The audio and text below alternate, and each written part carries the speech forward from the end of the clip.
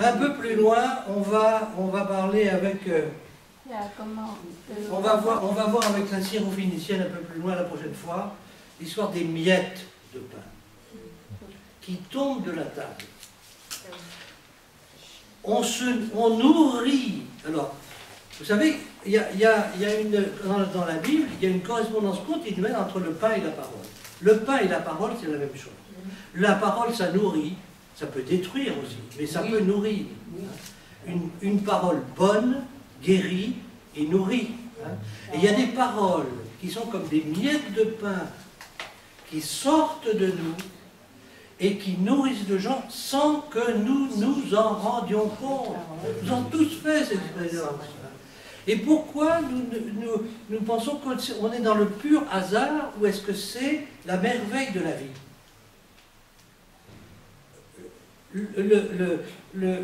Ce dont parle Jésus, c'est des miettes qui descendent de notre table et sans que nous en rendions compte. C'est du rayonnement parce que nous sommes heureux et qu'autour de nous les gens deviennent heureux, hein, et que, voilà, parce que nous aimons la vie et que nous partageons cette... Hein, et tout d'un coup, si notre vie est salée, alors la vie des autres va être aussi salée. Hein. Est-ce que vous voyez un peu qu'il y a une correspondance entre toutes ces images? Le temps parole et le pain, ça va jamais y arriver. Parole et pain, ça va ensemble. Alors, si vous voulez avoir un exemple de ça, c'est Saint Jean, quand il fait son commentaire sur ce grand discours sur le pain de vie, il s'arrange pour que nous ne puissions jamais distinguer s'il parle de la parole ou s'il parle du pain.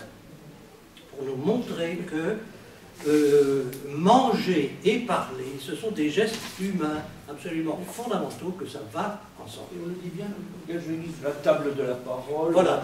Le lambon, la parole à côté de l'Eucharistie. Alors, exactement.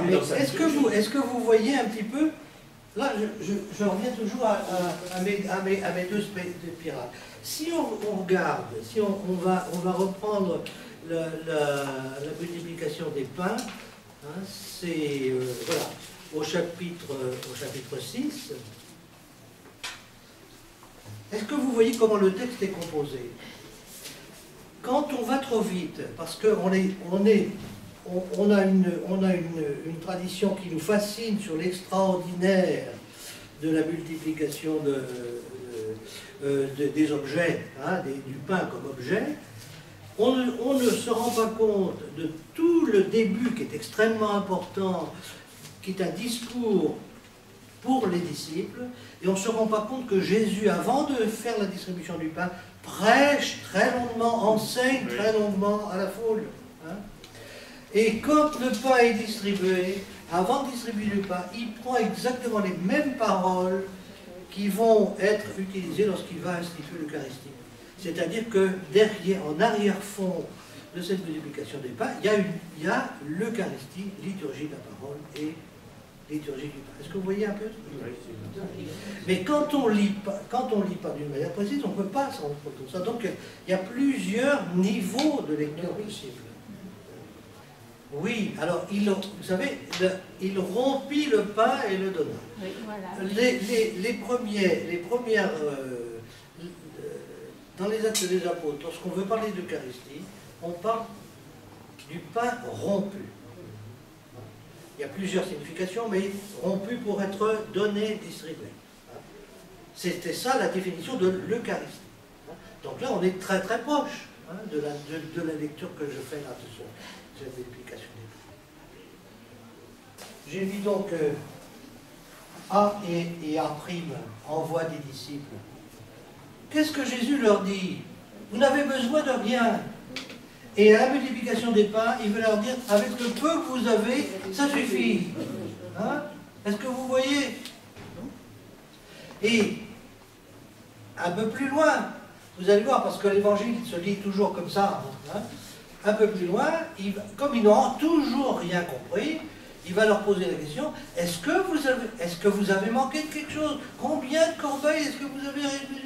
Combien la première fois? Combien la deuxième fois? Et ils n'ont toujours pas compris. Et donc, voilà. Mais Nous n'avons pas l'habitude de penser comme ça. Ben, oui, tout à fait. Nous n'avons pas l'habitude de penser comme ça, parce que s'il y a des gens qui ne mangent pas sur la terre telle qu'elle est, c'est pas parce qu'on manque de nourriture. Non, bien sûr que c'est comme ça. C'est simple. Hein? C'est pas parce qu'on manque de nourriture.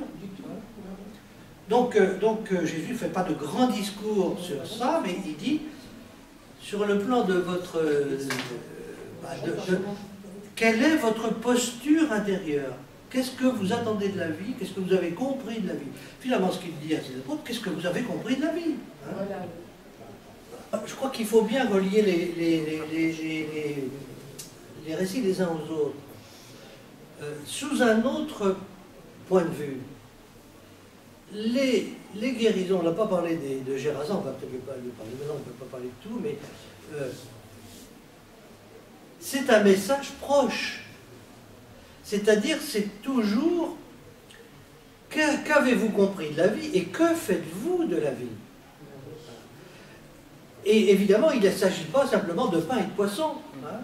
Il s'agit de relations, hein, de toute forme de relation. Et ce que je trouve, moi, pas personnellement, alors on est très perplexe, qu'effectivement, devant le récit du possédé de Gérasan, mais ce que je trouve extrêmement intéressant, d'abord, Xavier, tu l'as souligné, je crois que c'est vrai, c'est que l'évangile s'ouvre par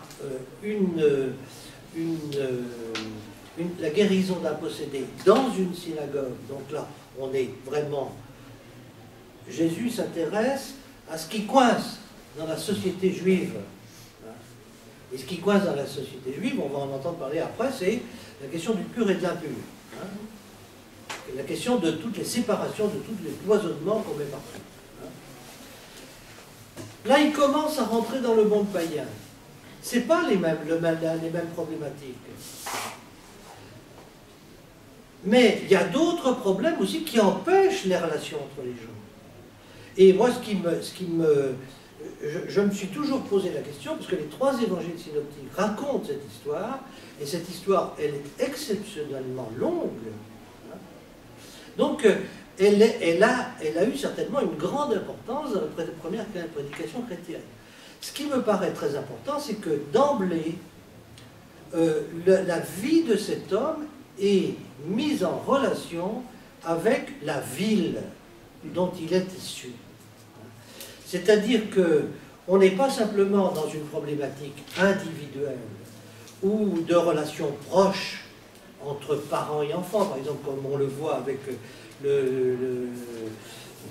d'autres guérisons, hein, l'épileptique qu'on verra après, hein, mais on est là dans un récit qui développe comment la possession diabolique ne concerne pas seulement la vie intérieure de quelqu'un, des relations proches, mais toutes les formes de relations humaines, y compris les relations économiques.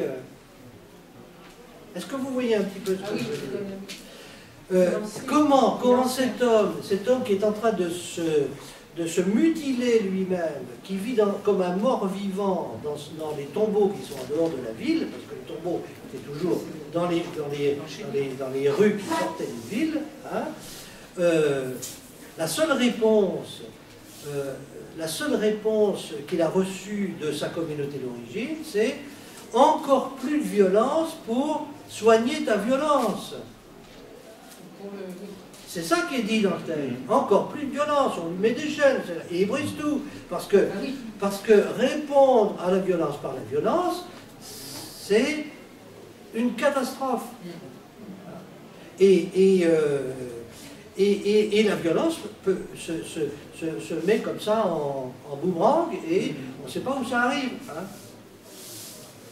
Alors, bien sûr que ce n'est pas très explicite tout ça, mais je trouve que quand même c'est bien dans le texte.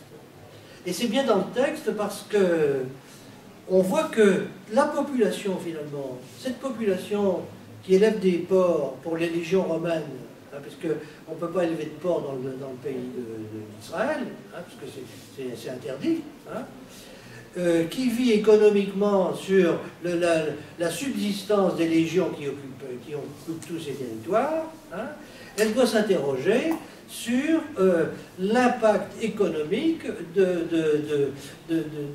l'impact social de son fonctionnement économique. Hein.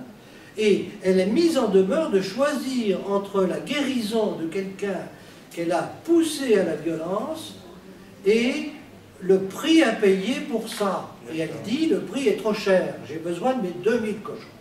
Je veux garder mes 2000 cochons. C'est pas possible qu'on perde autant de cochons, même pour guérir un homme. Jésus, va-t'en, parce que si on va comme ça, c'est pas nos valeurs. Hein. Nos valeurs ne sont pas celles-là. Mais je crois que c'est pour ça que les trois évangélistes reprennent ce texte et donnent autant d'importance pour montrer que le relationnel, Jésus va supprimer toutes les cloisons artificielles construites pour protéger la pureté, pour dire que le sacré n'est plus dans toute la multiplication de ces réglementations, mais qu'il est dans la relation entre les gens. Et que ce relationnel, il est pas seulement dans l'interpersonnel ou simplement dans l'intériorité personnelle de quelqu'un, mais qu'il concerne toute la vie humaine. Bon, il y a quelque chose d'un peu, même après les explications qu'on essaie de donner, il y a quelque chose d'étrange qui reste étrange dans ce texte. Il y a un côté rigolo là-dedans. Oui. Alors la façon, vous voyez le nombre de chiffres qu'il y a dans la multiplication des pains. Ben oui. Bon. Alors, ces chiffres ne sont pas de la mathématique. C'est pas de la mathématique, c'est un langage particulier qu'on ne peut décrypter qu'en comparant les deux multiplications des pains, puisque les deux multiplications des pains sont en regard l'un envers l'autre. Hein.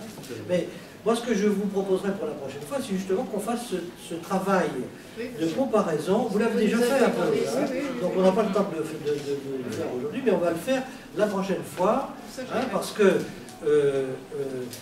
à partir de la première multiplication des pains, il y a aussi un entre-deux, hein, multiplication des pains, multiplication des pains, et il y a quelque chose entre les deux qui est très important, hein, parce que Jésus, pour la deuxième fois, va sortir en direction des païens.